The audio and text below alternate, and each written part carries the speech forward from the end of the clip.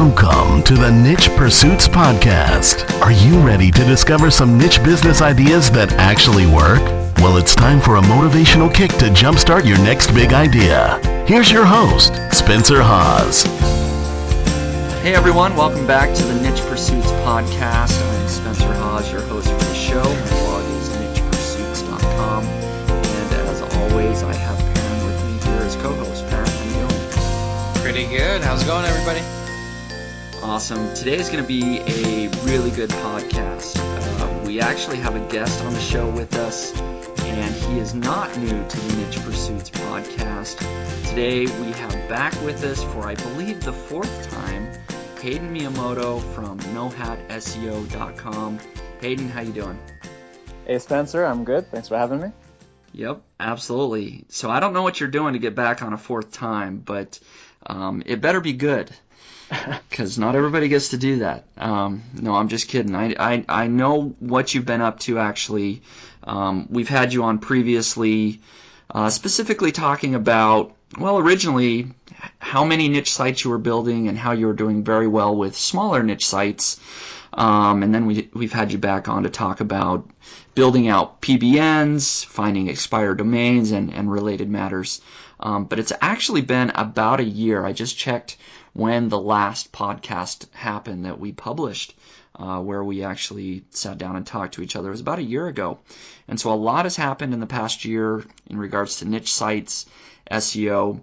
And basically, I wanted to get an update with what is happening with your niche site portfolio, what sort of new processes you have, and other things that you have going on. So I'm going to let you start it off, Hayden. I mean, what's new? What's been happening with your niche sites?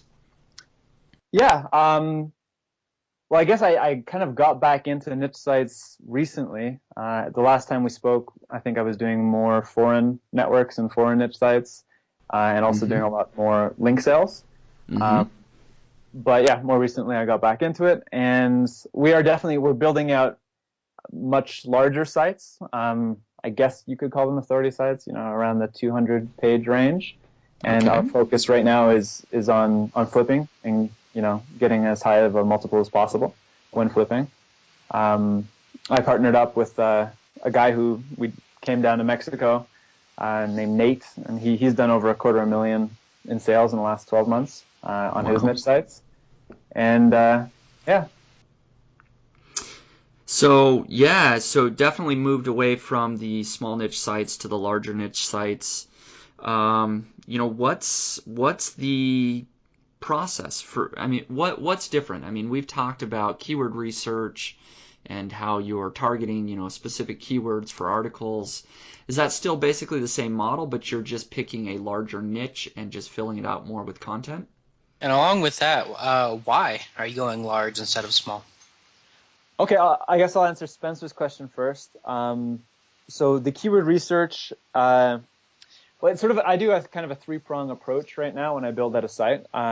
So probably, some of my content is still focused on niche sites, not micro niche, but niche. And the real reason I make those sites is just kind of to find out, for unexplored niches, how well they perform. Can I rank? And when I do rank, are my RPMs high enough for it to justify, a return on investment on content and long tail alone?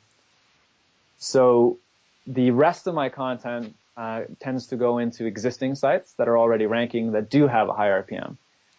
So for me, a high RPM is, $100 plus. And my focus at that point is not actually so much on, doing keyword research and using the keyword planner to figure out exactly what I'm writing, but rather just, solving problems, right? So in whatever niche, whatever I'm writing about, what are the problems? How can I solve it? Write a good 500-word article.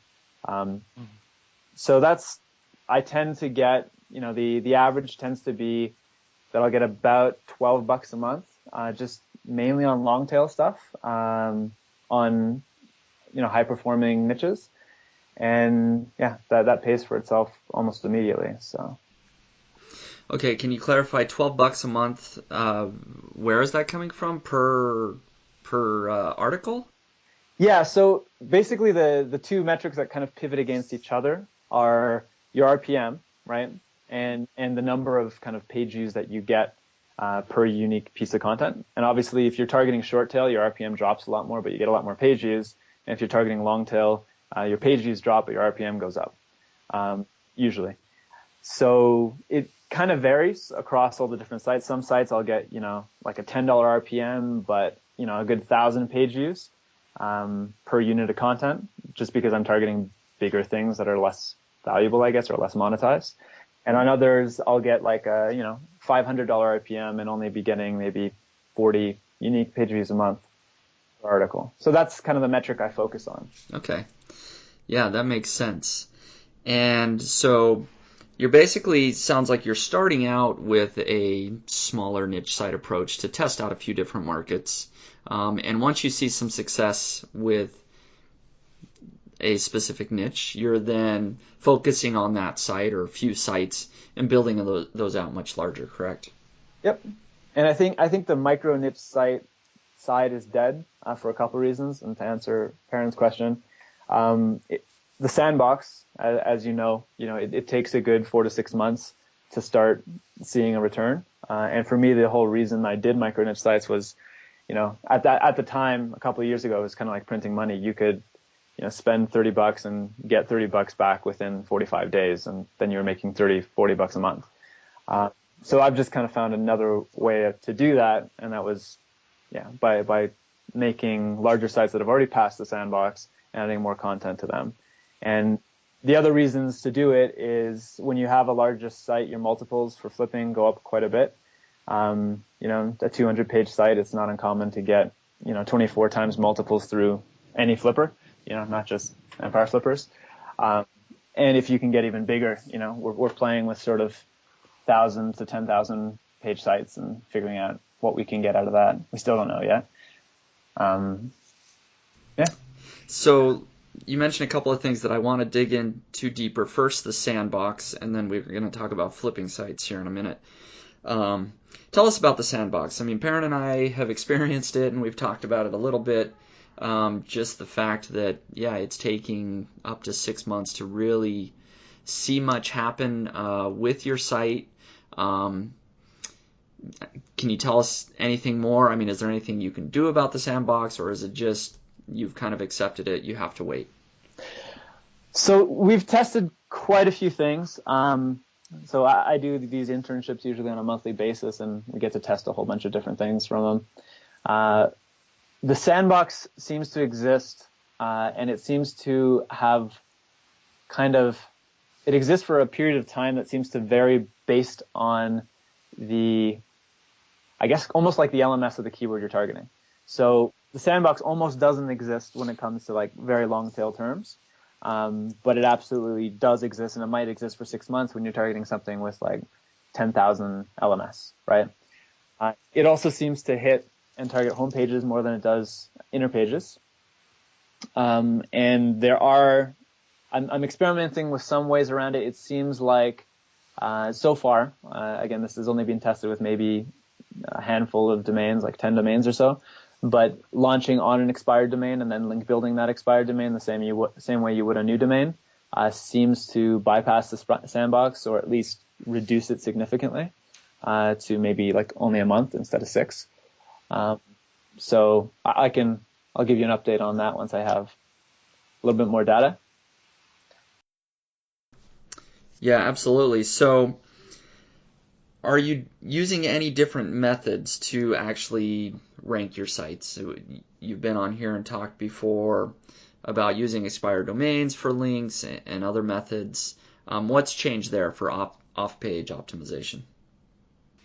Off-page, nothing. I mean, I'm still using, I build out a PBN. We did that webinar that shows more or less how I build it out. That's, it's advanced a little bit, but pretty much exactly the same stuff as last we spoke. I haven't had any, large de-indexing of sites. Everything is going well. The only thing I would say is probably since the last time we spoke, it probably does take more links overall to rank. Whereas I was kind of targeting, low PA 30 terms at the time, maybe took me kind of 30 links or so to rank. It now takes closer to 50. And I think that's just the effect of, Google kind of changing their algorithm to weight a little less on backlinks. Right. Yeah, so it's taking you more links to rank a site now in Google, and of course it's taking a little bit more time. I don't know, Perrin, do you have any questions specifically about link building? Perrin and I have been trying out a few different things in addition to our own PBN. We've been just looking for other places where we can acquire links, and I don't know, Perrin, do you have anything else you'd like to pick Hayden's brain about? Sure. If it's not, or if you think Google's giving less weight to links, where is that? I mean, like, where are they allocating that part of their algorithm? Right now, on page is huge, especially semantic. So finding a whole bunch of similar terms, and I think user intent as well, especially on shorter tail terms.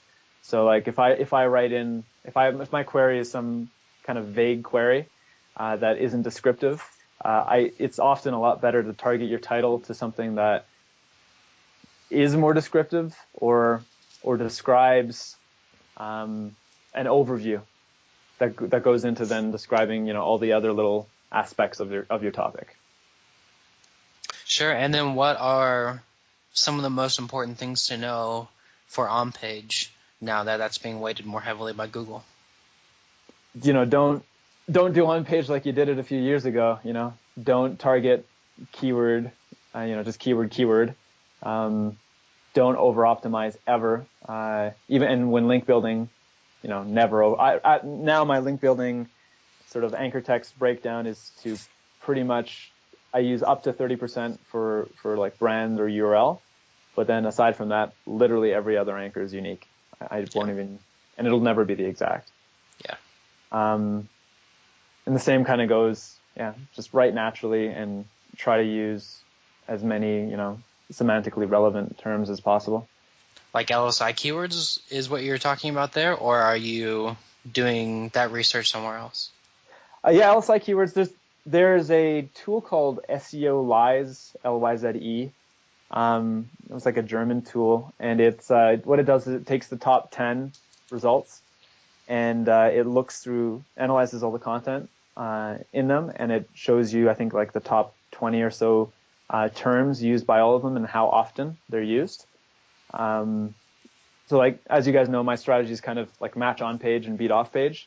So I use that tool. Well, actually, I use a tool in-house that's kind of similar to it, and use it to figure out exactly, how I should be writing the articles. What my topics, sort of the very subtopics should be about.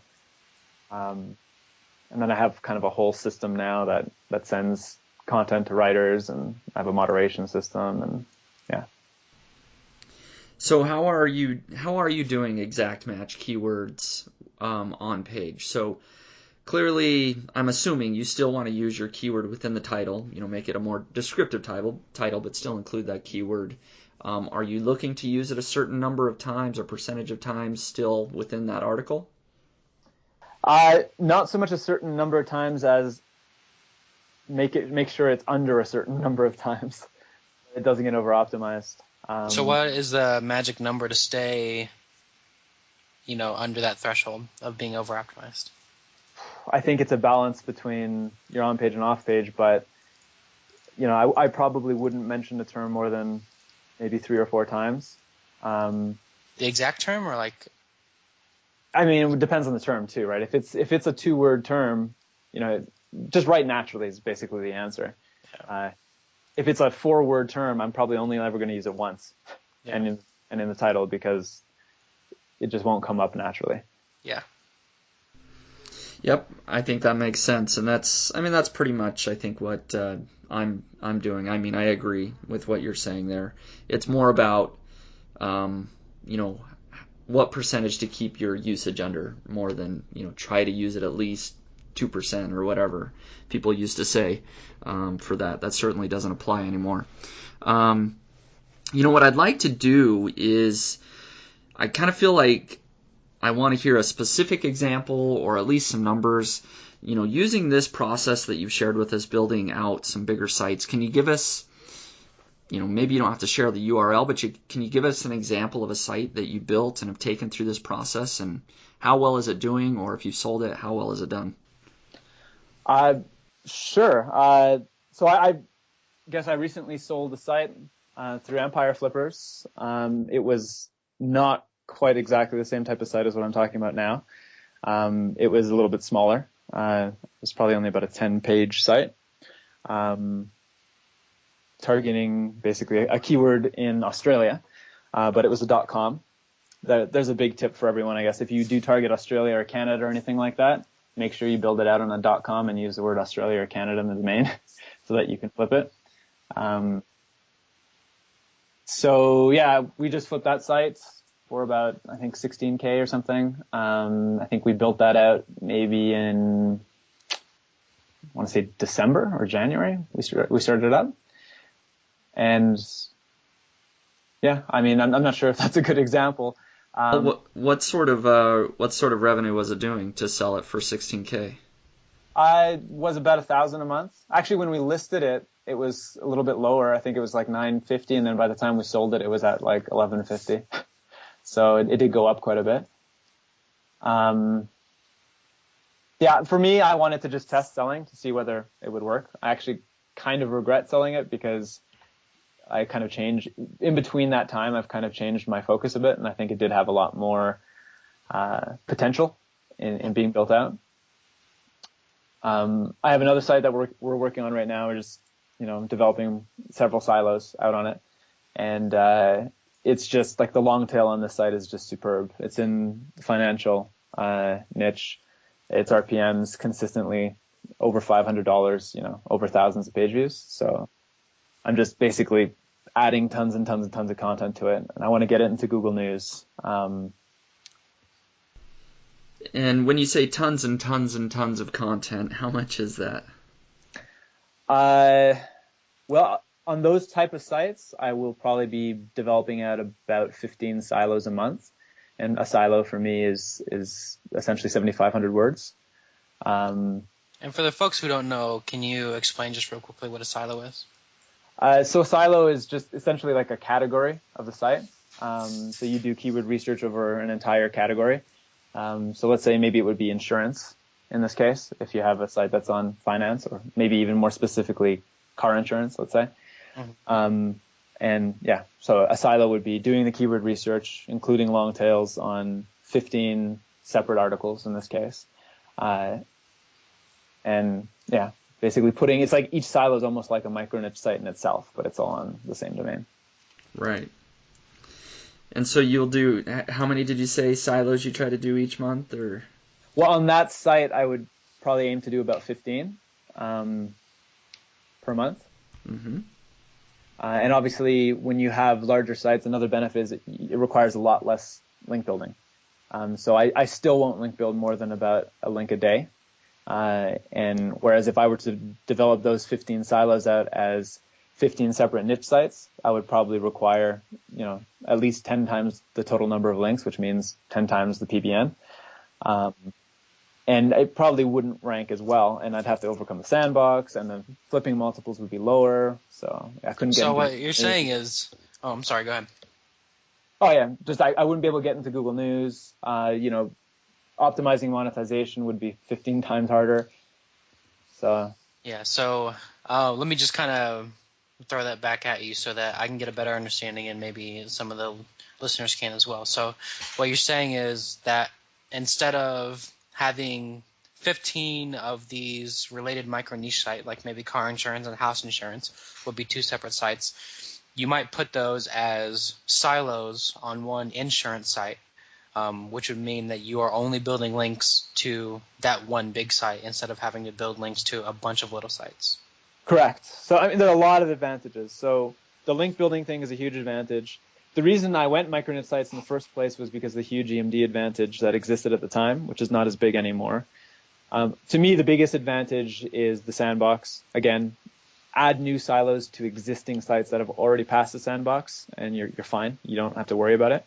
Mm-hmm. And then also things like getting into Google News. This internship, we're going to be like interns are grouping together in like 3 to 5 at a time to build out different silos, and we'll be getting multiple sites into Google News, which is good for a bunch. We can go into that later. So where do you find silos, and how do you decide how big they're going to be? I find silos the same way, through keyword research, usually. Yeah. And I decide how big they'll be through keyword research again. I mean, for me, a silo is worth building out, as even if it's only 5 articles long. It's the same way you do it for a niche site. It's just you're adding it to an existing site. And you are kind of looking under a broader umbrella. So like you might be looking for good keyword terms under the insurance umbrella to, sort of keep our example. Sure, I would even go as far to say, good keyword terms under the finance umbrella. Yeah. Right? Yeah. So. And do you ever build links to silos specifically, or are you just kind of sending them all to that one domain? Oh, no, I link build silos specifically. You do? I send my links everywhere on the site.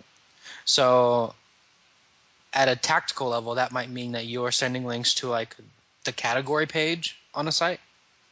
And deep links. I would say at least 30% deep links. Probably 1/3 of the links I send are all deep directly to pages. And probably another third is, tactically to the category level. And then the remaining third might be to the homepage with purely branded anchor text. Awesome. And so you've explained how you recently just sold a site on Empire Flippers that was around 10 pages or so, but you've certainly changed your tactics a little bit. You're out building these larger sites now. About how long have you started this process, or how far along is that finance site or any other site that you're now building out larger? The finance site is probably 6 months. I think it was built almost the exact same time as I built that other site that we sold. It's basically the real scaling is happening right now. But we did scale that a bit. It probably has maybe close to 100 pages of content on it now. And you said it's doing about 500 RPMs right now. Can you give us an idea of what the total monthly revenue is overall? It's low 5 figures. Okay. Yeah. So it's doing really well. Yeah, pretty good. And there's some. I essentially, so this other person I was talking about, Nate, had an educational site, and it was doing about $9K a month, and he's worked with different brokers and who had apparently had a lot of different buyers, to buy at least on a 24 times multiple, and that was partially because the way the content was written and structured was more magazine style.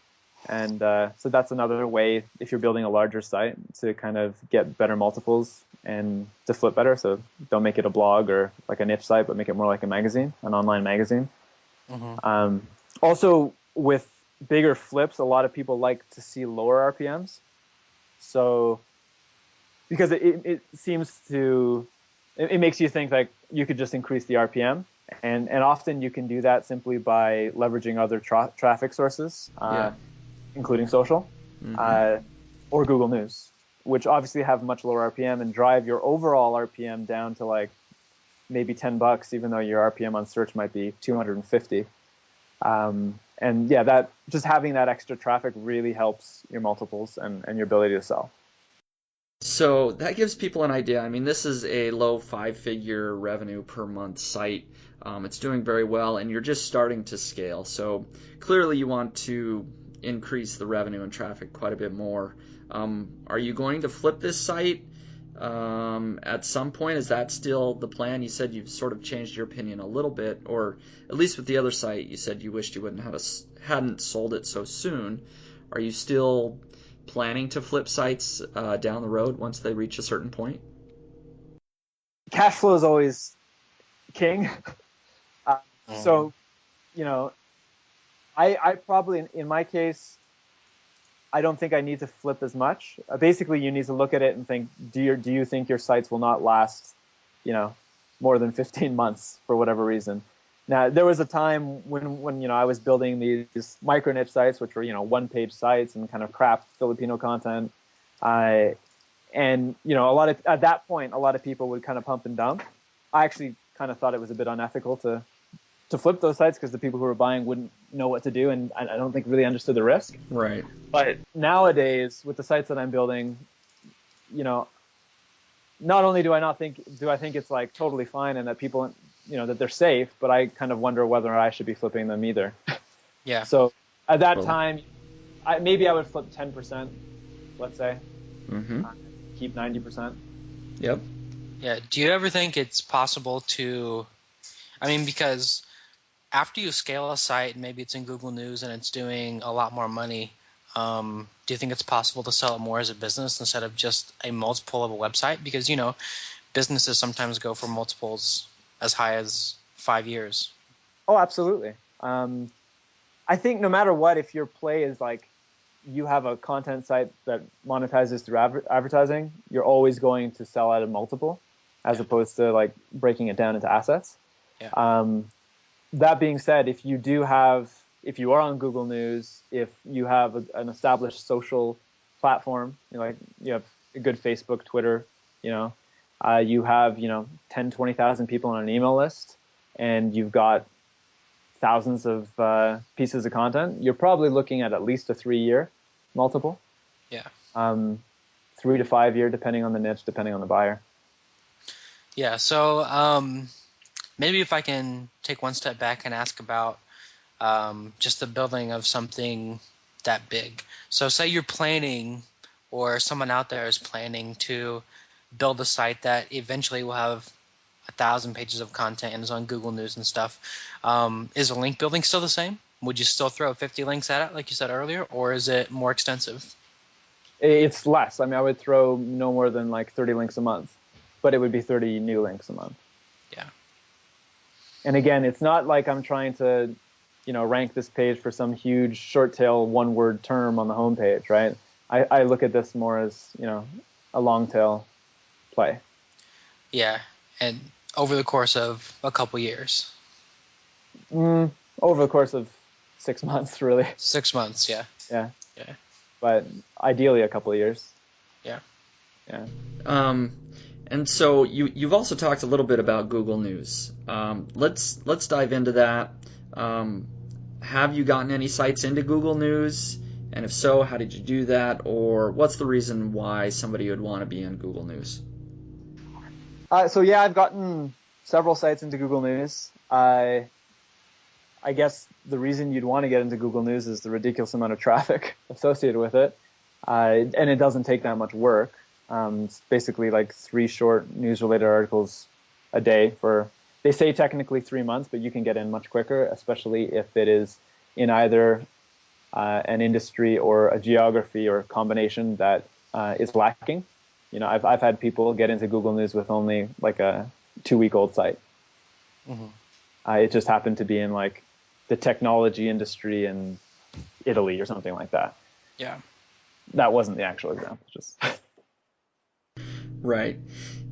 So yeah, I think at least I'm well aware of Google News and the benefit there. And we actually, Perrin and I just did a podcast interview with somebody else that's taking advantage of Google News. So a lot of advantages there. People can, I guess, research how to do that specifically if they want. But any other sources of traffic outside of SEO and Google News that you're pursuing at this point? With viral traffic, again, looking at the same thing,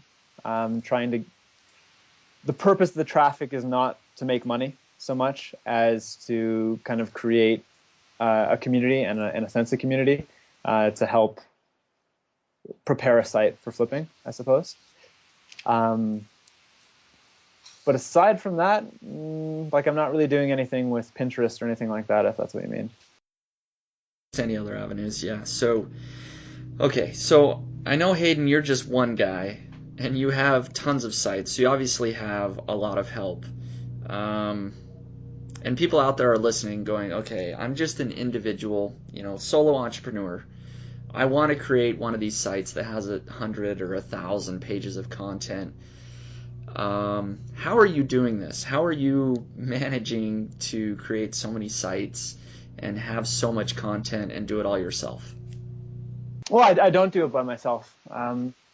So with this particular business, I'm partnered with Greg. So he's posted on the blog a few times. He was actually like a previous intern, and we started making quite a bit of money on our niche sites, and that's what kind of got me back into it. He's actually just quitting his job. I think he just quit his job earlier this week, and he is moving his family, his wife and 3 kids, to Valle in Mexico for a year. So it's pretty exciting. So tell me about your content costs. What's your content production like? Because obviously you have a team of writers. You're not writing all the articles, and I'm sure Greg isn't writing most of the content either.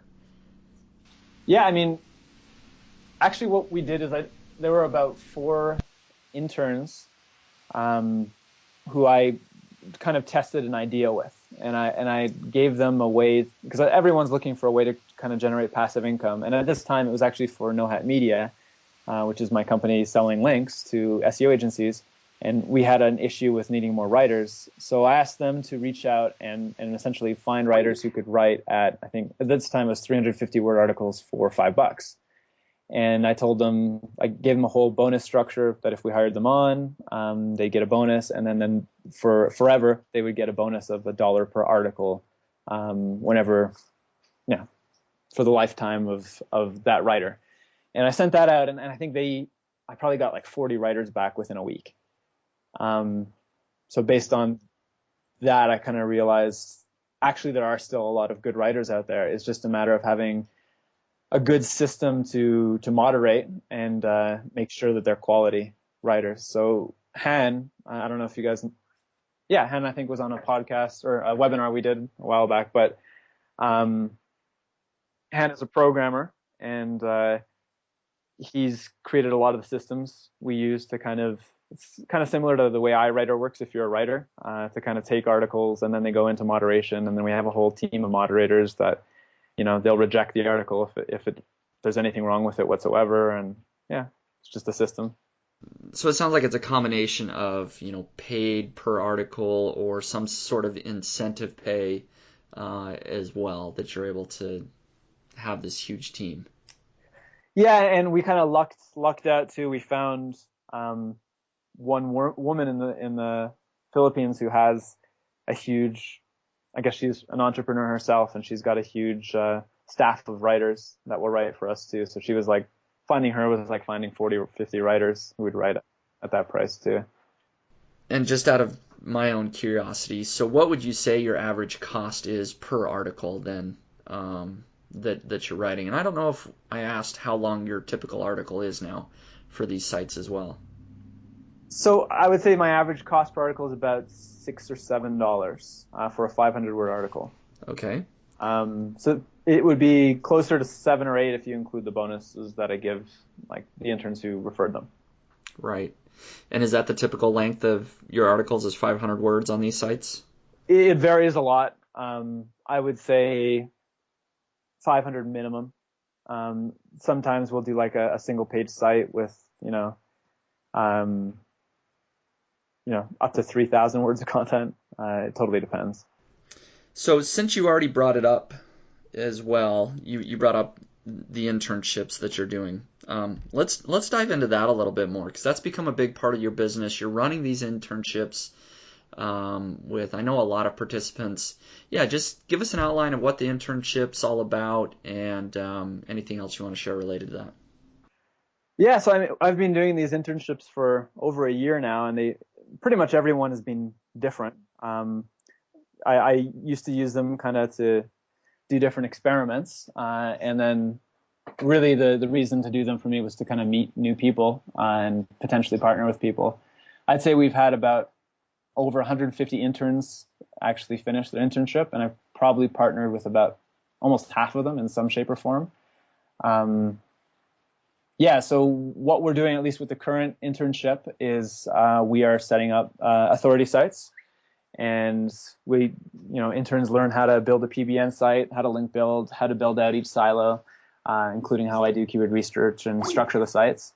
And then successful graduates are also basically got access to a potentially unlimited number of links through an intern PBN, and as well as like an opportunity to partner with me on sites and use my own network.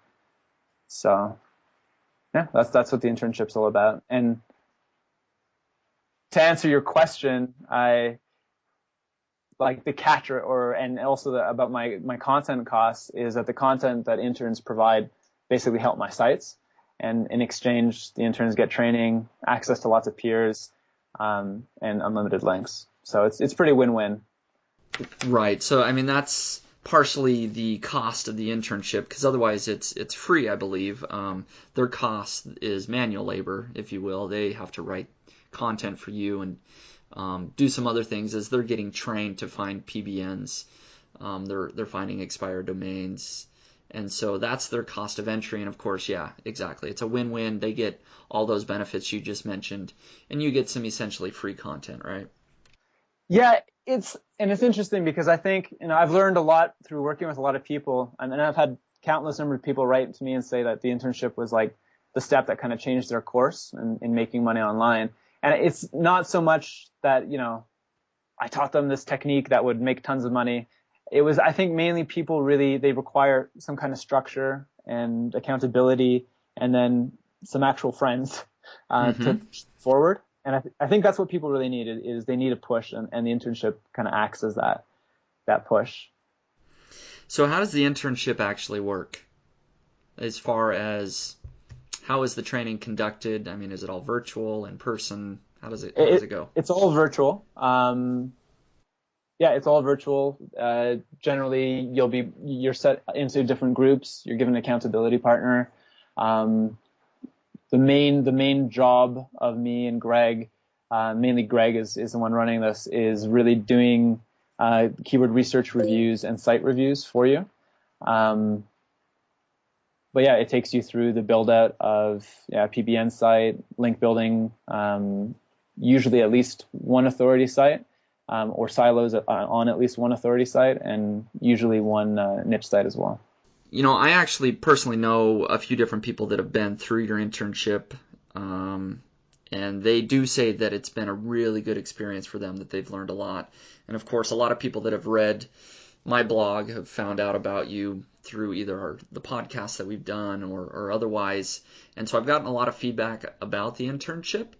And people say that it is a good experience, just being able to dive in and having that additional training and coaching and other people they can interact with. And in fact, a lot of times they say that's the biggest thing, is just the friendships and the network that they're able to form to discuss different strategies that they have amongst themselves for their own niche sites. So how can people sign up for an internship? Is there one currently going on, or what are the plans for that? The next internship starts, I believe, July 21st. So yeah, we'll have a page where people can apply. Basically you send in a pretty basic application, and Greg or Scott or myself will get back to you. And yeah, that's pretty much it. There is a refundable deposit, just kind of a skin in the game deposit. I don't think I've never not refunded it, but right. It's to make sure we get serious people. And so actually there's a URL that people can go to listening to this podcast if they want to go ahead and apply for that. They can go over to nichepursuits.com/nohatseo. And that way, because the landing page isn't quite set up on your own site, so that URL will redirect over to nohatseo so that they can apply to that internship. So again, it's nichepursuits.com/nohatseo. Let's see. Anything else that you wanted to cover, Hayden? I guess we could talk about the VIA thing, just because it's kind of cool, I suppose. Yes. Yeah. So you and I talked about this. I think you were looking at doing something similar in Washington State. Mm-hmm. So Hannah and I set up kind of a little test entrepreneurship retreat for 7 days in my town here in Mexico, Valle de Bravo.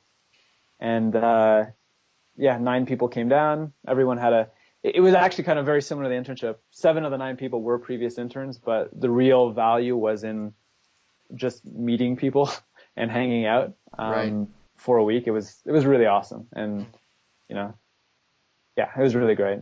So that kind of encouraged me to create a bit of a community here. So like I said, Greg's moving here. Han and Nate, who I discussed before, they're both spending 2 weeks a month here. And I'm going to be hiring / partnering with probably about 4 other interns, who will be coming down for the next 3 months. So that's kind of we rented a house and, bought ping pong tables and foosball tables. Awesome. And, I'm just going to have a good time. And the idea is to the way I like to do business is kind of work hard on maybe building out and scaling up like a new business every, 4 to 6 months and scale it up to the point where I'm more or less removed from it. And then kind of work on the next business. So yeah, I just thought that was kind of cool. Yeah, no, it is very cool. The entrepreneurship retreat that you did, something that I wished I could have attended, but we just had a new baby, so I didn't want to leave my wife at home with a 1-month-old. I didn't think that'd be very nice. But I did hear all about it there in Mexico. You got those guys together. Sounds like you had a lot of fun, but also created some interesting business ideas and things that you're launching. Can you give, and you don't have to go into depth into this, but just give people an idea of the type of businesses that have come out of this retreat? I just kind of want to highlight the fact that it's things other than, niche sites and SEO. Yeah, actually, it was very strictly said that there would be, like, the business coming out would not be niche site related, though after this, I kind of made a niche site related business. But I think that's just what happens when you bring everyone with that same background, that you pivot off of, right? Yep.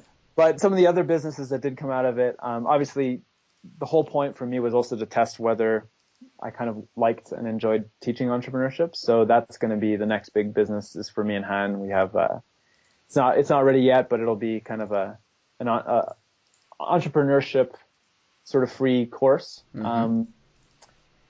And the businesses we're focusing on are disruptive businesses. So businesses that kind of either disrupt an industry or disrupt, society in some way. So Uber is a good example, right? Which disrupts the whole taxi cab medallion model, right? Where someone is monopolizing the industry in some form, and it just sucks for everybody else. Right. So we've kind of called that project Sweet Profitable Justice. Nice. So it means you're going to make an ISP. An ISP, that's the plan.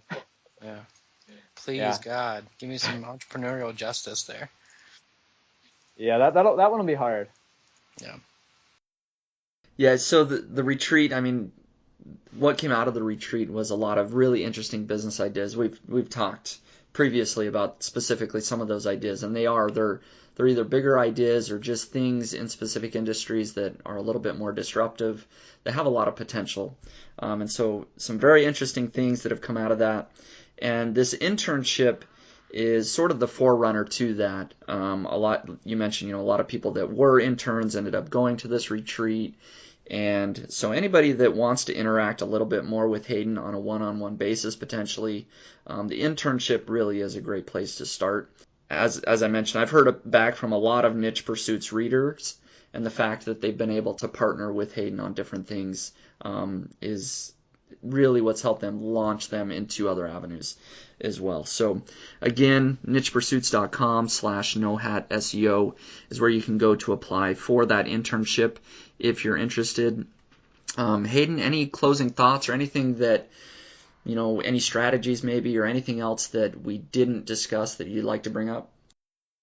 I think we discussed a lot. Yeah. I guess I would the only other thing is during that retreat, I kind of had the realization that entrepreneurship is something that I think can be learned. And a lot of that creativity is just kind of like, it's having a diverse background of knowledge. Yeah. I think in marketing, business, and technology, at least for online entrepreneurship. And I do think that a lot of people, they think that setting up a new business will be really hard and it will take a really long time, but it's not true. The fact is, you can, with just a couple grand, you can set up a business, monetize it through paid traffic, which you can just turn it on and off as you please, and really have a business making money within 6 months, just like a niche site. That being said, I think there is a natural progression, and niche sites right now are probably one of the best things you can do to sort of get that first level up in terms of just marketing and basic ops, right? Like managing processes, managing people. So yeah, I guess I don't know if that's helpful, but Oh, it is, yeah. Yeah, I think so. I agree that it is a process. Everybody has to start somewhere, and people are in different places within their life or knowledge or skill set. Some are able to take on something that's a little bit bigger, more ambitious right away, but there's a ton that can be learned, and I went through this entire process myself. When I tried to learn how to create my very first website for the first time, I dove into learning HTML and eventually discovered WordPress, thankfully.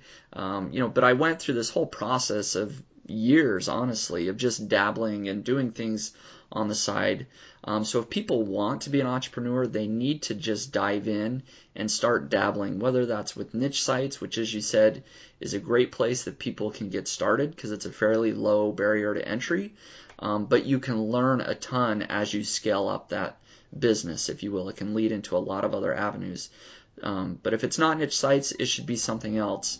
And so that's maybe the advice that I'd leave is just take action somewhere. Don't sit back and listen to my podcast all the time or read other blogs all the time, but take some time on your own to dive into some task or some business and just learn as you go.